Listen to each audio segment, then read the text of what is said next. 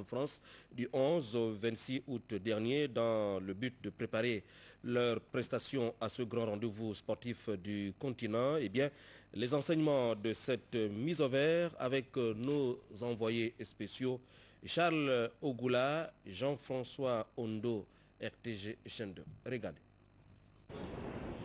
Une mise au vert qui s'est transformée en véritable vacances d'été pour certains et en scandale pour d'autres, au point où le retour au pays est une bouffée d'oxygène. Avant cette mise au vert, on l'a commencé depuis bien de nombreuses compétitions au pays, la Coupe du Gabon, la Coupe Muncia, le championnat d'Afrique à Tripoli et la Coupe d'Afrique zone 4 à Kinshasa.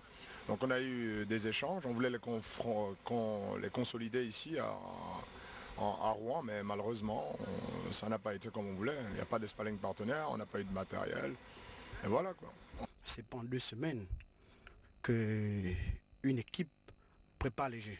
Et dire que nos athlètes sont prêts, je dirais non tout de suite. Parce que lorsqu'on vient en préparation, nous venons pour tester.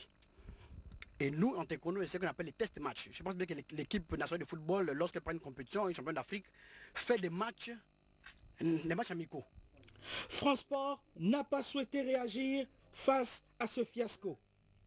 Mais sur un réseau social bien connu, l'un des responsables affirme qu'il n'a jamais été question pour eux de trouver des sparring partners ou des équipements de compétition. La cerise sur le gâteau est la fuite de 3 tennisman. Le chef de la délégation s'en prend à la presse. À noter que la seule discipline ayant eu une mise au vert digne de ce nom est le handball avec des matchs amicaux de qualité. Par ailleurs, la boxe aurait eu un gala, mais la presse n'a pu se déplacer pour couvrir les combats par manque de moyens de transport. Le ministère déplore toutes ces dérives et rassure quant à l'avenir. Mais je suis convaincu que dans cette délégation qui s'en va, nous allons entendre le national et pas seulement une seule fois. Je demande aux Gabonais et aux Gabonaises, aux familles, aux parents, aux athlètes surtout, de se rappeler que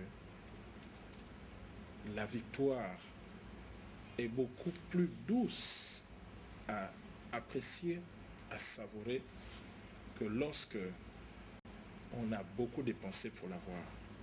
C'est ainsi donc que s'achève cette mésaventure que les athlètes doivent désormais oublier et mettre leur concentration sur Maputo du 3 au 18 septembre prochain afin d'honorer le vert, le jaune et le bleu.